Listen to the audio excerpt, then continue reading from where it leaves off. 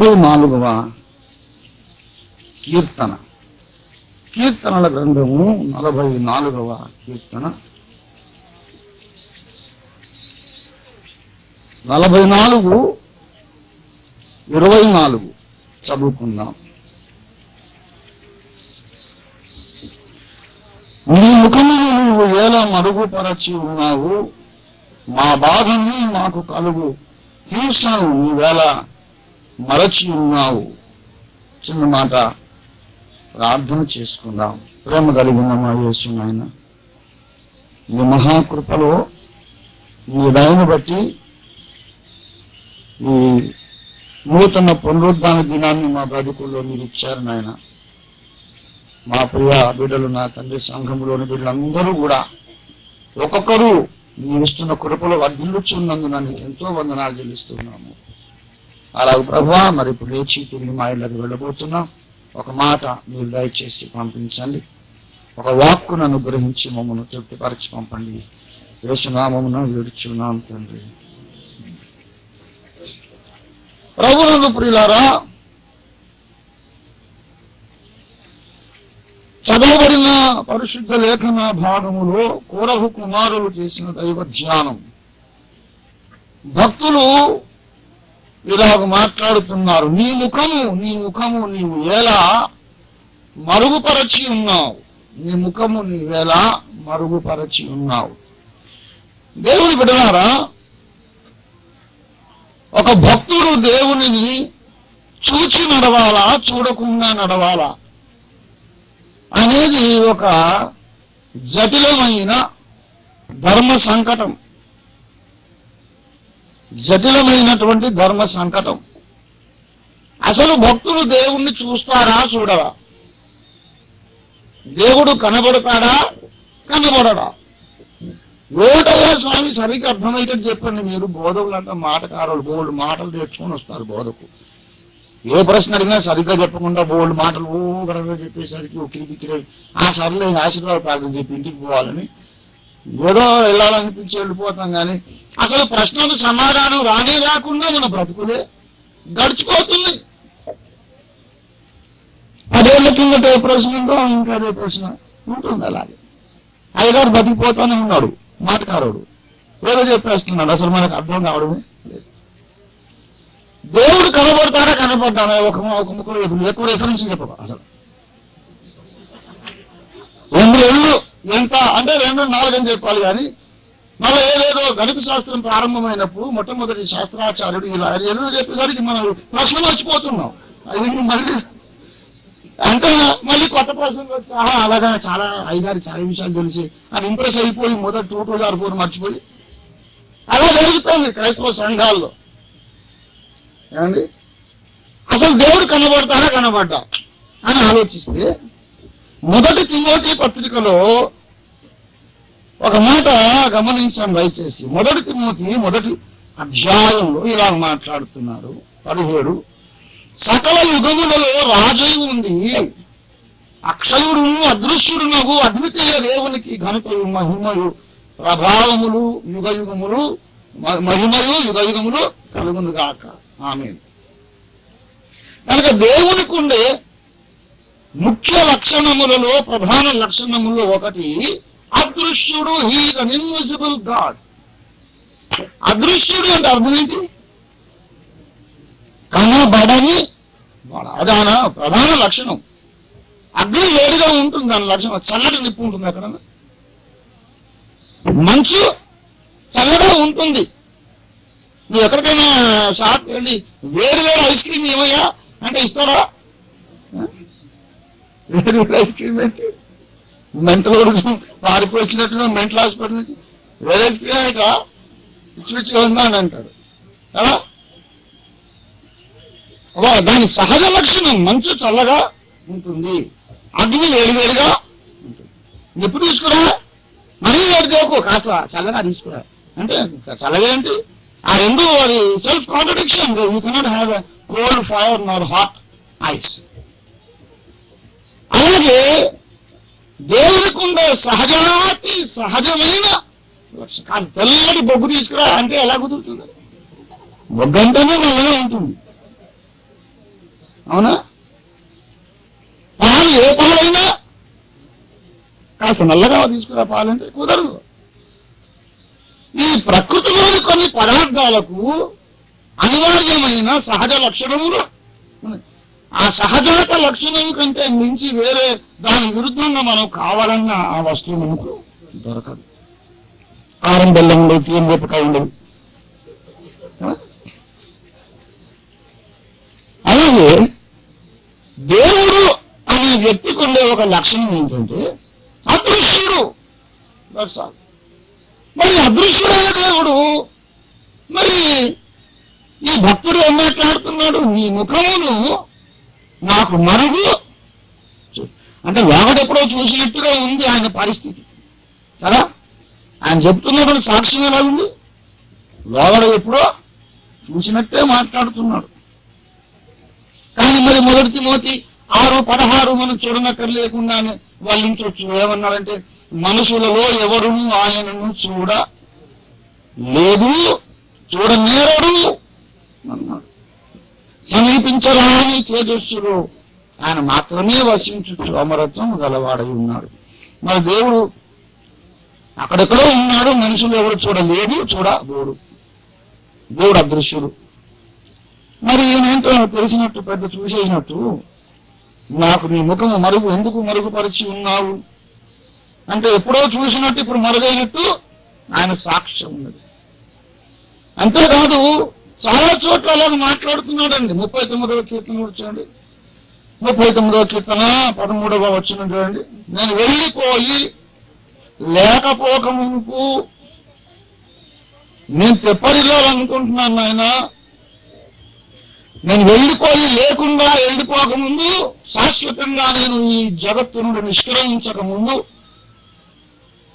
అయ్యా నన్ను కోపంతో చూడకు. కోపంతో చూడకంటే ఎలా చూడాలి? కొంచెం ప్రేమగా, ఇష్టంగా చూడాలి. చిన్నపిల్లలు వాళ్ళ తల్లి వైపు దగ్గరికి వచ్చి ఏదో గారాబం చేద్దామని వచ్చినప్పుడు తల్లి కోపంగా చూసింది అనుకోండి, నాకేమని ఆగిపోతుంది. అమ్మకి ఎందుకో కోపం వచ్చినట్టు కొంచెం ఐస్ చేసే ప్రయత్నం నమ్మి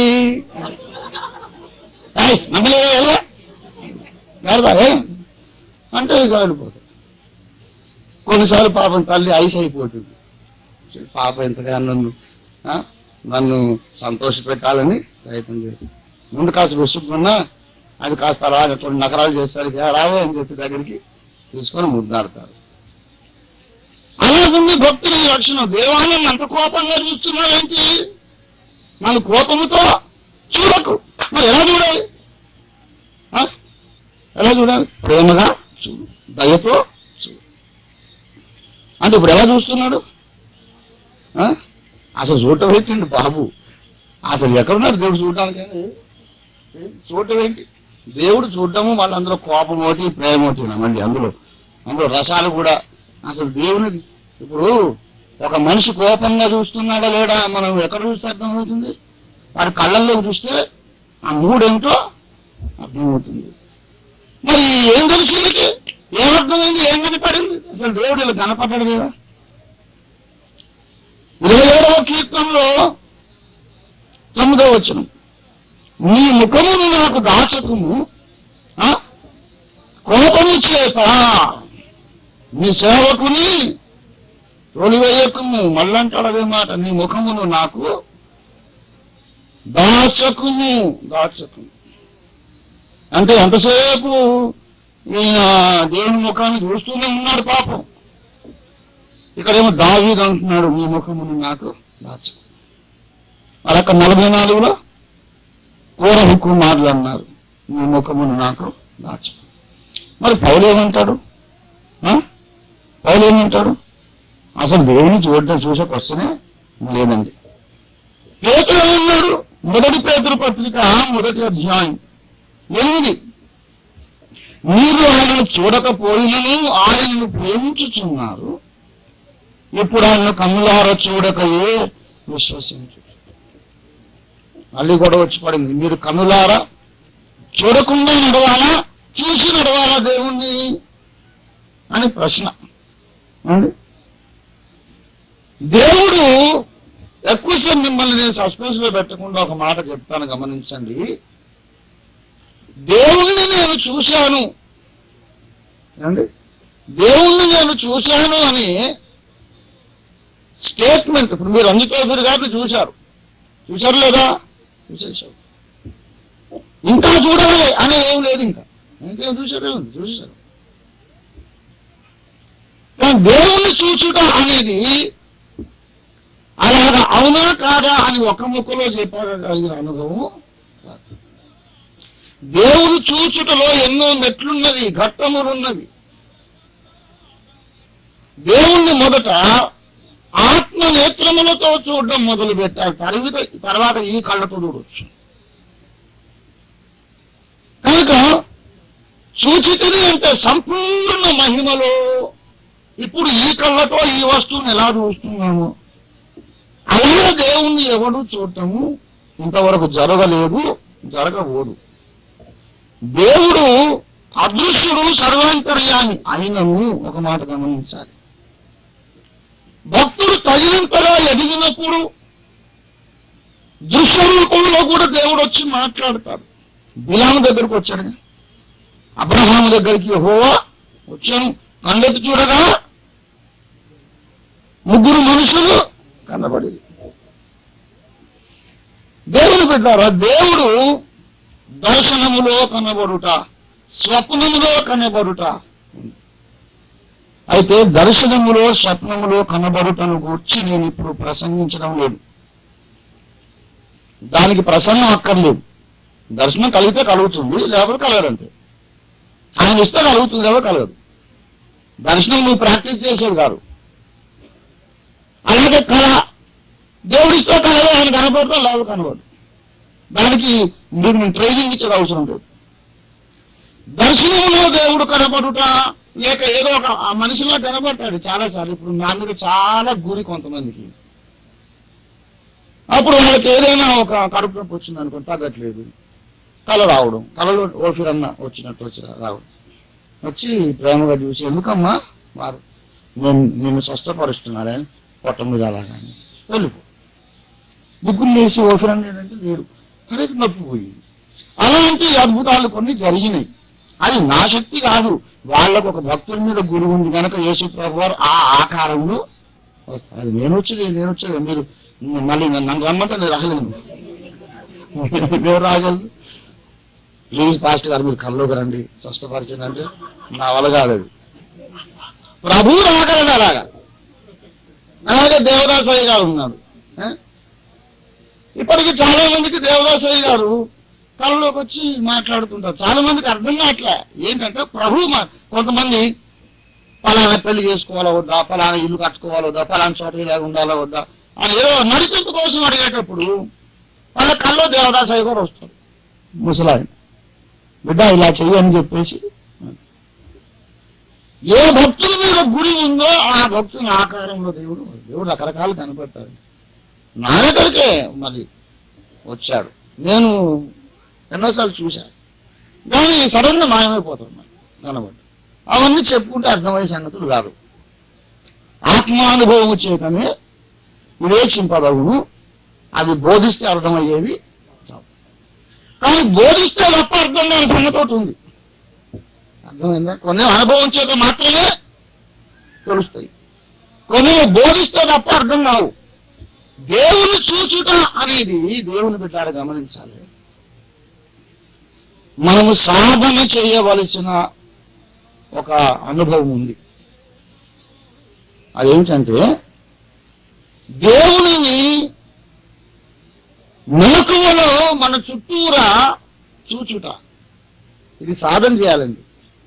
నిద్రపోయినప్పుడు ఆయన తలుచుకుంటే కనబడతాం, ప్రార్థన ఉన్నప్పుడు దర్శనం కలిగితే ఒక దృశ్యం మన కళ్ళ ముందు సినిమాలా కనబడుతుంది, అందులో దేవుడు కనపడవచ్చు.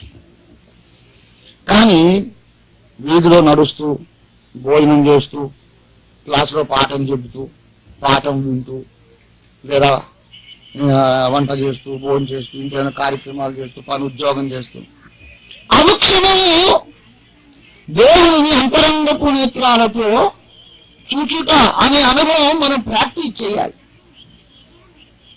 మొట్టమొదటి చూడడానికి ట్రై చేయాలి. దేవదాస్ అయ్య గారు శిష్యులకు ట్రైనింగ్ ఇచ్చేవాడట. ఓసారి ఆయన పక్కన ఒక పాస్టర్ గారు కూర్చుంటే, బాబు ఇలారా, జోసెఫ్ ఇలారా ఇలారా, అదిగో ఆ గోడ దగ్గర చూడు, ఎవరు ఉన్నారు చూడక, ఆయన ఉన్నారు చూడక అంటే చూశాడు. గోడ ఉంది, గోడ దగ్గర ఏంటిది, ఏం లేదు అయ్య గారు అన్నాడు. ఏం లేదు, సరిగ్గా చూడురా బాబు, సరిగ్గా చూడు. అయ్యగారు చెప్తున్నారు, మళ్ళీ చూడు. ఏముంది అయ్య గారు, ఏం లేదండి అన్నాడు. ఆహా, అయ్యో ఇంత దురదృష్టవంతుడురా, నీ కళ్ళు ఇంకా తెరవబడలేదు. నేను దేవుడు అక్కడ ఉన్నాడు, ప్రభువు ఉన్నాడు అక్కడ నిలబడి చాలా సేపటి నుంచి మన ఇద్దరిని చూస్తున్నాడు. ఒకసారి నాయన గారు మన ఎలిషా గారిని ఉండి, ఎలిషా నేను పలానా ఊరికి పోతున్నా రమ్మన్నాడు. నేను రాలేను అయ్య గారు, నాకు పని ఉంది అన్నాడు. అయ్యారు రమ్మంటే ఎప్పుడు అట్లా చెప్పకూడదు. రాలేనంటే మూడోసారి, లేదు ఎలిషా నువ్వు రా, నువ్వు తప్పక రావాలి, నీకు మంచిది అని అంటే, లేదు అయ్య గారు నాకు వేరే పని. 3 సార్లు అలాగే, ఇక 3 సార్లు అంటాడు అంత, 4ఓసారి అన్నాడు. ఇక ముమ్మారు దేవదాస గారు ఏమన్నా చెప్తే నాకు అర్థం ఉంది, రావాలి. 3 సార్లు ఎలిషా గారు నేను రాలేను అన్నాడు. సరే అని చెప్పేసి ఇక వేరే ఒక ఊరికి ఒక ఎడ్ల బండి కట్టి అయ్యగారిని కూర్చోబెట్టి పలానా ఊళ్ళు దిగబెట్టమని ఈ పాస్టర్ గారు మాట్లాడి పంపించారు. ఇంకా అయ్యగారు ఆ బండిలో కూర్చొని ఊరికే, అవును, ఆహా, ఎందుకని, అలా సరే సరే అంటే అవునాడు. ఆ బండి అతనేమో అన్యుడు, ఆ బండి నడిపేవాడు ముసలికి పిచ్చి పెట్టినట్టుందండి. ఒకరు ఆహా ఓహో అంటాడు, అనేవాడు బండి నడుపుతా ఉన్నాడు. చాలాసేపు 7-3 గంటల ప్రయాణం, ఎందుకంటే ఫాస్ట్గా వెళ్ళదు కదా, కారు కాదు కదా. 2-3 గంటల ప్రయాణం, నడిచి నడిచి నడిచి నడిచి అంతసేపు ఏదో మాట్లాడుకుంటానే, తనలో తానే మాట్లాడుకుంటాడు. ముసలి తన వచ్చి చాదిస్తాం కాబోలు, ఇందుకే రానన్నాడు ఆయన, అసలు ఈ గోల పడలేకనండి వాడండి. చాలా దూరం పోయిన తర్వాత ఊరు వచ్చింది. ఊరు ఎంటర్ కాబోతుంటే దేవదాస గారు చూస్తున్నానంట. సరే అని ఒక కొత్త గొంతు వినబడ్డది. ఈ ముసలాయన గొంతు కాదు, కొత్త గొంతు. ఆ బండి వాడు దిక్కులో వెనక్కి చూస్తే ఏం కనపడలేదు. మంచి దేవదాస్, మరి నేను వెళ్ళొస్తాను అని నిలబడి, అరే ఎవరు వెళ్ళొస్తాను అంటున్నాడు. రెండో గొంతు చూస్తే ఏమో కనపడ్డా. అయ్యగారు మన పై చూస్తానంట. తర్వాత ఎన్నో రోజులైనాక వాడు మళ్ళీ బండివాడు ఎలిషా గారికి కనపడి, ఆ ముసలాయన ఎవరండి, లోపలే మాట్లాడుకున్నాడు, ఏదో పిచ్చోడు కాబోలు అనుకున్నాను. తీరా ఊరి దగ్గరికి వెళ్ళిన తర్వాత దేవదాస్ నేను వెళ్ళొస్తా అని ఏదో ఒక యవనస్తుడు గొంతు వినపడదండి. ఎవరు ఆయన అంటే, అయ్యి వాడు గుండెలు బాదుకొని బాగా ఏడ్చాడు. 3 సార్లు రమ్మన్నాడు ఆయన. నేను ప్రభువుతో మాట్లాడే అనుభవం ఎలా ఉంటుందో చూచి నేర్చుకోవాలని అయ్యగారు నన్ను పిలిచాడు. నేను వెళ్ళలేదు. దేవుని బిడ్డలారా, దేవునిని చూడకుండా నమ్ముట అనేది నిజమే కానీ నమ్మినందు వల్ల చూచుట ఒకటి ఉంది. అది అర్థమైందా? ఇప్పుడు చూడడం కొరకు నమ్మాలి. ఇప్పుడు నమ్మడం కోసం చూడాలనుకున్నవాడేమో అవిశ్వాసి. నాకు కనపడితే తప్ప నేను నమ్మను, నేను చూస్తే తప్ప. కానీ చూడక్కర్ లేకుండా నమ్మాం విశ్వాసంతో. కానీ నమ్మినందువలన కలిగే ఒక అనుభవం ఏంటంటే, ఇలాంటి ముఖము దేవునికి మనం కనపడకపోయినా ఆత్మ నేత్రాలతో ఆల్మోస్ట్ దేవుణ్ణి చూచినటువంటి అనుభవం కలుగుతుంది. అంతరంగ జ్ఞానేంద్రియాలు దేవునితో సహవాసం చేసి చేసి చేసి చేసి చేసి దేవుని ముఖం ఎప్పుడు మన కళ్ళ ముందు కనపడుతున్నట్టే ఉంటుందండి. ఇప్పుడు ఇలా చూస్తున్నాను కదా, రంగురంగుల ఈ దూలము, ఆ వైట్, అది టాపు, ఆ ఫ్యాను, ఇదంతా ఈ దృశ్యం రైటే. ఇందులోనే లీలగా బాండ్ పేపర్ మీద వాటర్ మార్క్ ఉంటుంది చూసారా, బాండ్ పేపర్ మీద వాటర్ మార్క్ అలా కనబట్టి అల్లీలగా ఆ రకంగా మన ప్రకృతిలో ఉన్న చుట్టూరా దేవుని ముఖం నిరంతరంగా అప్పుడప్పుడు కోపంగా, అప్పుడప్పుడు సంతోషంగా, వెంటనే మన అంతరంగ పురుషుడు వివేచిస్తాడు. దేవుని బిడ్డలారా, దేవుని ముఖమును చూచుట, స్వరమును వినుటకు ఇప్పుడు ఈ లోకంలో దృశ్యాలు చూడడానికి ఏం కావాలి? ఏ అవయవం కావాలి చెప్పండి? ఈ లోకంలో దృశ్యాలు చూడడానికి ఏ అవయవం కావాలి? కన్ను. ఈ లోకం శబ్దాలు వినడానికి ఏ అవయవం కావాలి? చెవి. కన్ను కానీ చెవి కానీ ఏ ఇంద్రియాలు అంటారు? జ్ఞానేంద్రియములు. దాని హెబ్రీ పత్రిక 5వ అధ్యాయంలో సాధకము చేయబడిన జ్ఞానేంద్రియములు అని అన్నాడు. హెబ్రీ 5:14 చూడండి.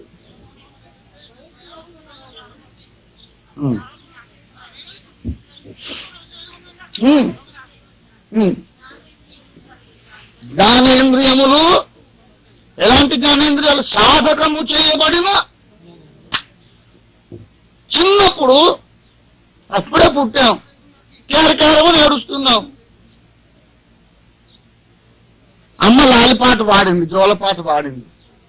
ఆ స్వరం వెంటనే విన్నది, మన చెవు ఆ స్వరాన్ని వినేసింది. అప్పుడే పుట్టాం, ఏడుస్తున్నాం. ఇలా అనగానే అప్పుడే చూస్తుంది పాప. వింటమంటే అంత ఈజీ కాదని నేర్చుకోవాలి సార్. దాని స్కూల్లో హౌ టు హియర్ అనేది దానికి కోర్సు అని పెడితే మనుషులు ఎప్పుడో చచ్చిపోదురు. ఇవన్నీ సహజంగా. పాలు తాగడం ఎవరు నేర్పిస్తాడు? ఇటు తాగవలేను అని నేర్పించేదాకా చదువు అది ఉండదు, నేను చచ్చిపోతుంది ఆ పిల్ల కదా. పాలు తాగడం ఎవరు నేర్పే పని లేదు. చూచుట అట్లా పుట్టగా నెల చుట్టూ. కానీ అంతరంగ పురుషుని కన్నులకు చాలా ప్రాక్టీస్ లేకపోతే దేవుని ముఖాన్ని చూడలేము. అంత ఆ దేవుని చూడలేము అని అన్నాడుగా. ఏంటంటే ఇలా ఈ భౌతికమైన మాంసపు నేత్రముతో ఈ మాంసపు ముఖాన్ని చూసినట్టు చూడలేదు, అది వేరే విషయం. కానీ వేరొక రకమైన కనబడుట ఉంది. దాన్ని ఎట్లా నిర్వచిస్తున్నా చెప్పండి, వినండి. ఏంటంటే ఒక మనిషి ముఖమును ఈ కన్నులతో చూసినప్పుడు అతడు ఇటువంటి మూడ్ కలిగి ఉన్నాడని ఎలా అభిప్రాయం ఏర్పడుతుందో మళ్ళీ వినండి. ఒక మనిషిని మాంస నేత్రంతో చూస్తే కోపంగా ఉన్నాడు, సంతోషంగా ఉన్నాడు అని అభిప్రాయం తెలిసిపోతుందా? ఎలాగైతే కనబడుతుందో అలా దేవుని మూడు ఎలాగుందో ఎప్పటికప్పుడు మనకు తెలిసిపోతుంది అన్నమాట. ఎప్పటికప్పుడు అది దేవుడు నా మీద కోపడుతున్నాడు, దేవుడు ఏడుస్తున్నాడు అని మనిషిని చూస్తే ఎలా జ్ఞానం కలగాలో అలా కలిగిపోతుంది. ఆ విషయం నేను మీకు చెప్పాను. ఒక సంగతి చెప్తా వినండి. కళ్ళు మూసుకొని ప్రార్థన చేసుకుంటే నాకు 20-25 బ్రెయిన్స్ ఉన్నాయి, మీకు తెలుసు కదా. ఎక్కడెక్కడో నా లోకమంతా విశ్వమంతా పోతుంటుంది నా మైండ్. కళ్ళు మూసుకొని ఆలోచించి ప్రార్థన చేస్తుంటే కాన్సన్ట్రేషన్ కుదరదు. శ్రద్ధగా వినండి, మీకు ట్రైనింగ్ ఇవ్వడానికి చెప్తున్నాను. నేను కళ్ళు మూసుకొని ప్రార్థన చేస్తే విశాఖపట్నం కూటం, విజయనగరం కూటం, అక్కడ ఆ సిస్టర్ ప్రార్థన, ఈ బ్రదర్ వారికి ప్రశ్న, ఈ చర్చి, ఆ గ్రౌండ్, కళ్ళ ముందు ఈ ఫిలిం మొత్తం జరుగుతుంది. ప్రార్థన ఎంతసేపు చేసినా ఇదే సినిమా. అప్పుడు టకీమని నాకు కాన్సన్ట్రేషన్ రావాలంటే ఏం తెలుసా? కళ్ళు తెరవడమే. కళ్ళు మూసుకుంటే కాన్సన్ట్రేషన్ ఉండదు. తెరిస్తే నా చుట్టూన ఈ గదిలో ఈ తలుపుల మధ్య, గోడల మధ్య, వైట్ బాండ్ పేపర్ మధ్యలో దేవుని ముఖం వాటర్ మార్క్ ఉన్నట్టు ఒక్కసారి కళ్ళు తెరిచి మూసానంటే మళ్ళీ కాన్సన్ట్రేషన్ టకిమని వస్తుంది. నా చుట్టూ గాల్లో దేవుడు ఉన్నాడు. నీ జ్ఞాన నేత్రాలు సాధకం చేస్తే అనుక్షణం కనపడతాడు. ఆయన కనబడతాడు. అదృశ్యుడైన వారిని చూచుచున్నట్లు. హెబ్రీ పత్రిక 11వ అధ్యాయం. హెబ్రీ పత్రిక 11వ అధ్యాయం 27వ వచనం. విశ్వాసమును బట్టి అదృశ్యుడైన వారిని చూచుచున్నట్టు స్థిర బుద్ధి గలవాడై రాజాగ్రహములకు భయపడక ఐగుప్తును విడిచిపెట్టి. దేవుని బిడ్డలారా, ఏదో దూరముగా ఏదో మామూలు క్రైస్తవ జీవితం జీవించడంతో సంతృప్తి పడి ఉండకండి. దగ్గరికి రండి. దేవునిని అనుక్షణం చూస్తూ ఉన్నట్లు. దేవునితో సహవాసం అంటే అదేనండి. దేవుని కృపను బట్టి నేను చిన్నప్పటి నుంచే సహవాసం చేశాను. 6 సంవత్సరాలు అమ్మ నన్ను రక్షణలోకి నడిపించింది, మా అమ్మ. అందుకే ఎవరినన్నా నేను బాగా ప్రేమించి గౌరవించానంటే మా అమ్మ లాంటి నరవాణి. అంతకంటే పైన నాకు రెస్పెక్టింగ్ ఎవరి మీద లేదు. దేవుడు ఉన్నాడు అంతే. దేవుడు అనలేను కాబట్టి ఆమె నన్ను ఒక మనిషిని చేసి భక్తుడిని చేసిందంటే ఆ తల్లి. లేకపోతే ఇలా ఉండను నేను. రక్షణలో నడిపించి దేవునితో సహవాసం నేర్పించింది ఆమె. ఇవాళ చెప్పింది, రే యేసుప్రభును లోపలికి పిలువని పిలిచా. రేపు తెల్లారు అడుగుతుంది, నువ్వు పిలిచావు కదరా యేసుతో మాట్లాడావా నువ్వు అని. మాట్లాడడం ఏదో ఒకటి ఏంటమ్మా, రోజు కొత్త రోజు చెప్తానంటే మాట్లాడడం ఏంటి అని అంటే, చూడు నాయన, ఇంటికి చాలా మంది అంకుల్స్ వస్తారు నన్ను కలవడానికి, మాట్లాడడానికి. రండి అన్నయ్య, నేను లోపల కూర్చోబెట్టి ఫ్రంట్ రూమ్లో తలుపేసేసి, ఈ లోపల తలుపు ఇంకో గది తలుపేసేసి, కిచెన్లో పోయి నేను మామూలుగా చపాతీలు చేసి వంటండి అన్నీ చేసుకుంటాను. సాయంత్రం దాకా రాలేదు. ఆ అంకులు బాధపడతా అంటే అవును అవును అమ్మ బాధపడతాను. మరి ఇంట్లోకి వచ్చిన మనిషితో మాట్లాడకపోతే మర్యాద కాదు కదా. నువ్వు యేసుప్రభుని రమ్మన్నావు, ఆయన ఎంత బాధపడ్డాడు నుంచి అసలు మాట్లాడేది నువ్వు. That is the way to rare up children. పిల్లల్ని పెంచే విధానం. కొంతమంది పిల్లల్ని కూర్చోబెట్టి ఎక్కడ చందాలను నేర్పిస్తారు. ఆ ఆంటీకి నమస్కారం పెట్టకు, పక్కింటి వాళ్ళు మనలు కాదు, వాళ్ళు వేరే బస్తీ అని అదొకటి. ఈ చండాల పూలందరూ కలిసి ఏంటి ఎక్కువ చుట్టగా వాళ్ళు మనలు కాదు. ఇట్లాంటి పనికిమాలిన వాళ్ళు ఏం భక్తులు తయారవుతారండి. అందుకే అందరూ ఇస్కరియోతు జీవితాలు తయారవుతున్నారు. చిన్నప్పటి నుంచి వాళ్లకు బాలుడు నడవవలసిన త్రోవను వానికి. అందుకే ఇట్లా చిన్న బిడ్డను చూస్తే నాకు ఎంత ఎక్సైట్మెంట్ అంటే చెప్పలేను. తలుచుకుంటే నేను చెప్తున్నా, ఒక ఏలియాను ఒక దెబోరాను తయారు చేయవచ్చు ఇఫ్ యు ఆర్ కమిటెడ్. నిజంగా ఒక చిన్న పిల్లని నాకు ఇవ్వండి, నేను వాడిని పెంచుకుంటా తప్పకుండా. నన్ను మా అమ్మ పెంచినట్టు పెంచుతాను.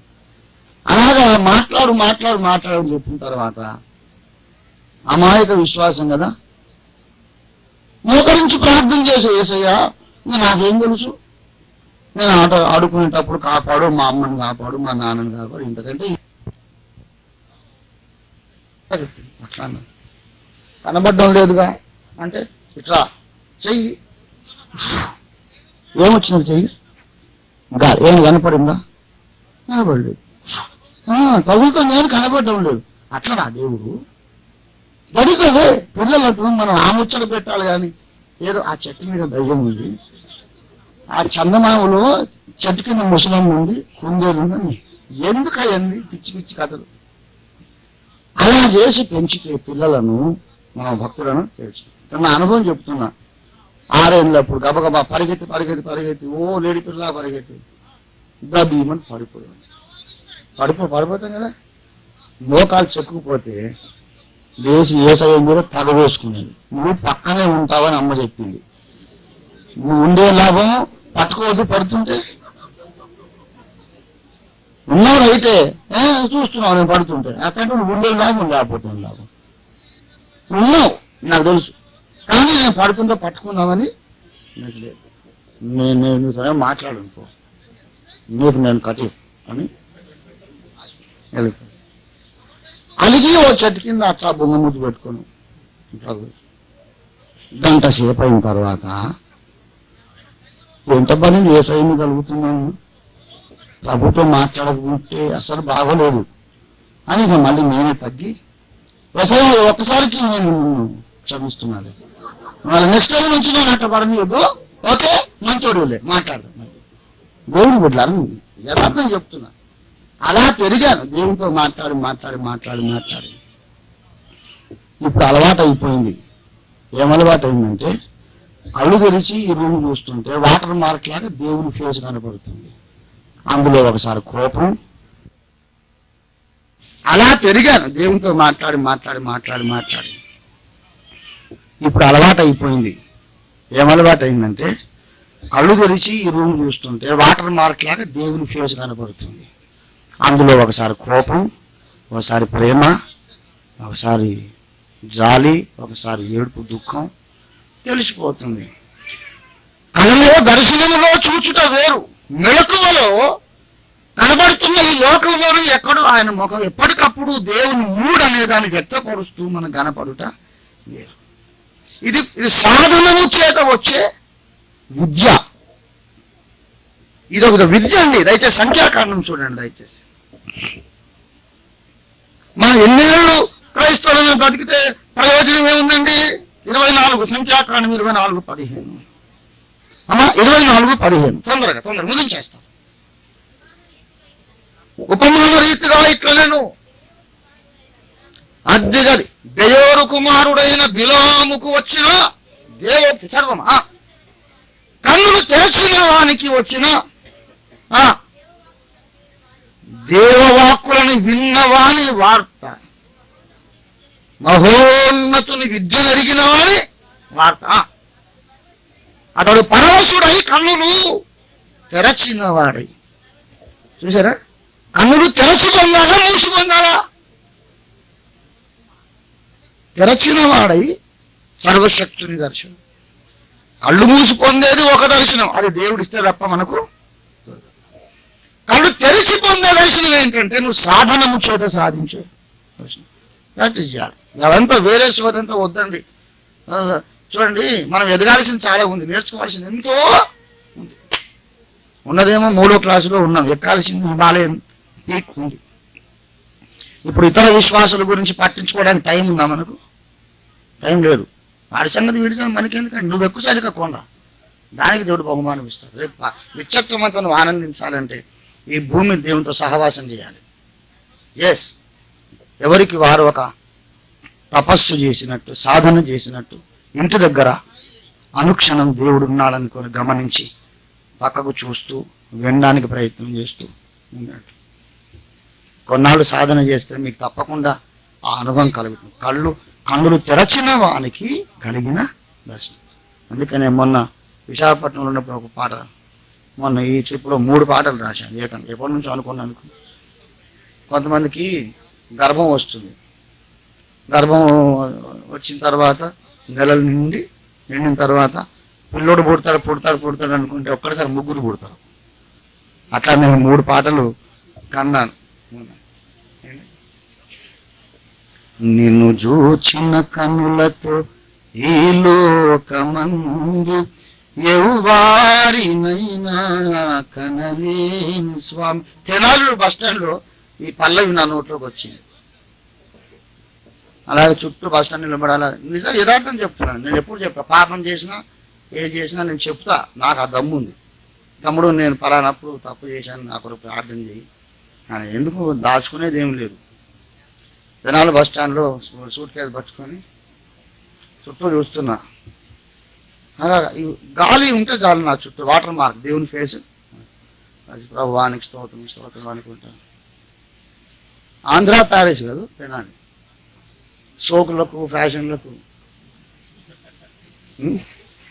దేవునికి స్తోత్రం. మంచి తెల్లంగి, తెల్ల పైజామా, మంచిగా బ్యాగు, పాస్టర్ గారి షేప్. హల్లెలూయా స్తోత్రం అనుకుంటుంది. అటు చూడంగానే ఒక అమ్మాయి నన్నే వంకర చూసుకుంటూ తిప్పుకుంటూ పోతుంది. అరే ఇదేంటి ఇట్లా? వెంటనే 2 కళ్ళలో బాణాలు గుచ్చుకున్నట్టే. అప్పుడు రాశాను, ప్రభా ఇప్పుడే నిన్ను చూశాను. అది చూడడానికి తెల్లగా చక్కగానే ఉంది. ఆ వికారం కుష్ఠరోగం కాదు, అందంగా ఉంది, చక్క కాటుగా అంతా మంచి. కానీ ఇంతసేపు నిన్ను చూస్తే ఎంత ప్రశాంతంగా ఉంది, ఈ దయ్యాన్ని చూస్తే అంత అలజడైపోయింది. అయ్యయ్యో. అప్పుడు నా నోట్లోకి వచ్చింది అన్నమాట. నిన్ను చూచిన కన్నులతో ఈ లోకమందు ఎవ్వారినైనా కనలేను స్వామి. నిన్ను చూచిన కన్నులతో ఈ లోకమందు ఎవ్వారినైనా కనలేను స్వామి. నిన్ను చూచుటేనా పరమార్థమంచున కనుదోయి నీ మ్రోల మూసేను స్వామి, నిన్ను చూచుటే నా పరమార్థమంచున, కనుదోయి నీ మ్రోల మూసేను స్వామి, నిన్ను చూచిన కనులతో. తర్వాత ఎప్పుడైనా వాడతాను కానీ ప్రభువును చూసిన తర్వాత ఇంకొక వాళ్ళని చూస్తే ఎట్లా ఉంటుందంటే, ఎలా ఉంటుంది, గాయపడుతుంది. ఇతరంబులను నేను పరికించు వేళ ప్రతిసారి హృదయం క్షతమాయ స్వామి. క్షతం అంటే గాయం, యుద్ధంలో గాయపడ్డాడని క్షతగాత్రుడు అంటారు. గాత్రం అంటే శరీరము, క్షతం అంటే ఇతరంబులను నేను పరికించు. ఎప్పుడు చూడలేదని కాదు, చూశాను కానీ చూసినప్పుడల్లా గాయమే అయింది కానీ సంతోషం. దేవుని చూసే కళ్ళు ఉంటే అటు చూస్తే గాయం అవుతుంది. దేవుని చూసేది అసలు వచ్చటే లేదనుకో, అదే ఆనందంగా.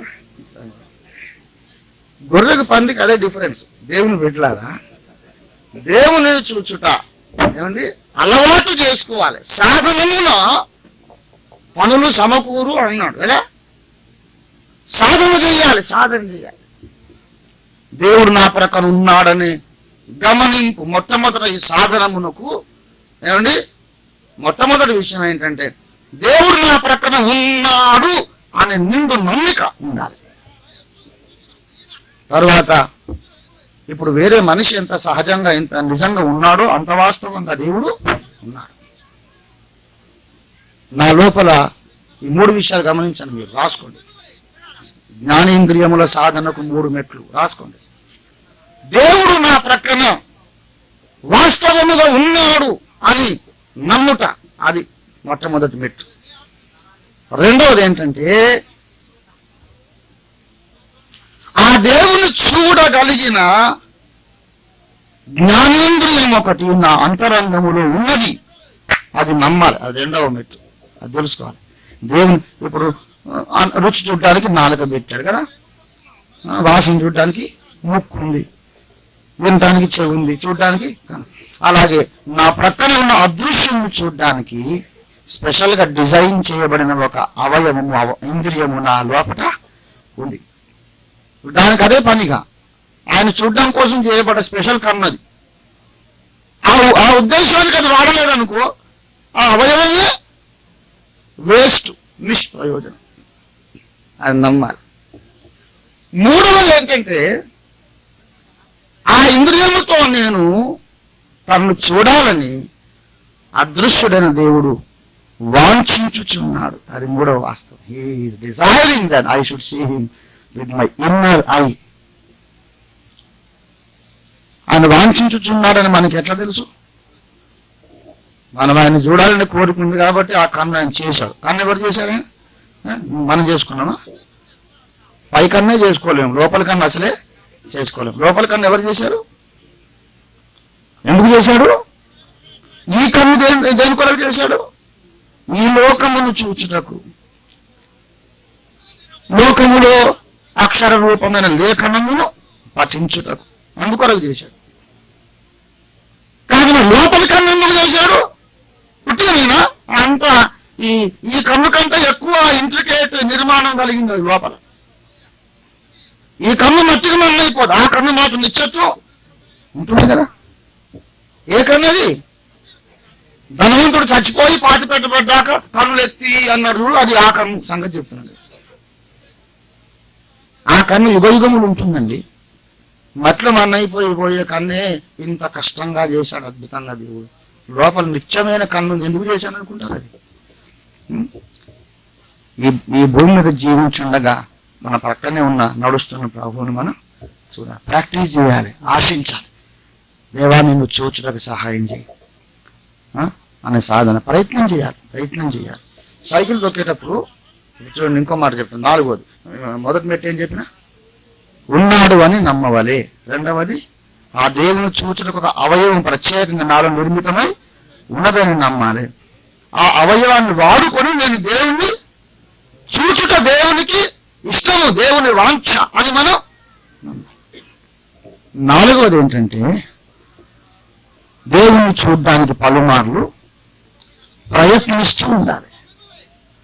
ఆశ నాకుండాలి. దేవుణ్ణి చూడవలన ఆశ మరియు ప్రయత్నం రెండు మనకు ఉండాలి. దేవుని బిడ్డలారా, సాధన అంటే సింపుల్గా చెప్తున్నా, వినండి బాగా. సైకిల్ తొక్కడానికి ప్రయత్నం చేసి పడి తొక్కి పడి ఎక్కి పడి ఆఖరికి పడకుండా పోవడానికి వచ్చేసింది, అంతే కదా. నడక నేర్చుకున్నాం, నిలబడి పడి ఆఖరికి నడకొచ్చి. అట్లానే చూడ్డానికి ప్రయత్నించి వినటానికి ప్రయత్నించి లోపల నీ కళ్ళు చెవులు షార్ప్ అయిపోతాయి. నేను అట్లా చేశాను. మా అమ్మకు నేను ఎంత రుణస్తున్నావు, సరే మాట్లాడరా, దేవుడు చూడు, దేవుడిని విను, దేవునితో మాట్లాడు అని చెప్పి టెన్షన్గా విని కొంతసేపటికి దొరికింది. అది ఉన్నాడు ఆ గోడ ఇక్కడ కూడా అంటే ఎందుకు గోడ అట్లాగే చాలాసేపు చూస్తూ ఉంటాడు అక్కడ తప్పకుండా. You can see. అది లోపల కళ్ళు వెలిగించబడ్డానికే తెలుస్తుంది. ఆ దర్శనం ఎవరికి వచ్చింది? బిలాముకి వచ్చింది కదా.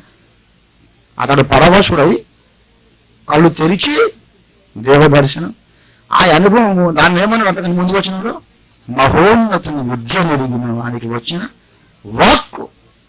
దేవుని బిడ్డలారా, మనం కడవరి కాలముల్లో విశ్వాసమునకు అగ్ని పరీక్షను ఎదుర్కోబోతున్నాం. ఈ అగ్ని పరీక్ష మధ్యలో మనం అంతము కనుక నిలకడగా నిలవాలంటే మనం దేవునితో సహవాసము చేయడం నేర్చుకోవడం చాలా అవసరం. ఇది అవసరం. వేరే అన్ని సిద్ధాంతాలు అంటే ఈ దిబ్బలు కొట్టండి. నిన్ను పౌలు వలె మార్చలేని సిద్ధాంతాలు నీకు అనవసరమని, నిన్ను సంపూర్ణ చేయలేని వ్యర్థమైన వాదాలు మనకు అనవసరం. మనం సాధన చేద్దాం, దేవునితో మనం స్నేహితులం అవుదాం. ప్రభు మనకు సహాయం చేయండి. ప్రార్థన చేసుకుందాం. త్వరలో వంచండి. ఎంత మంచి దేవుడవు నాయన. ఈ లోకంలో నడవటం ఎలాగో మాకు నేర్పించడానికి పూనుకున్నావు. తెలివి తక్కువ వాళ్ళం తండ్రి, మాకు తెలియదు. ఈ లోకంలో ఎన్నో చదువులు చదివాం, ఎన్నో విద్యలు నేర్చాం, ఎంతో వ్యవహారం చేసే జ్ఞానం సంపాదించుకున్నాము. కానీ మా తండ్రి, మా నాయన, నీ దగ్గరకు వచ్చేసరికి ప్రభువా మేమొట్టి చదువులేనటువంటి పామరులం అయిపోతున్నాం.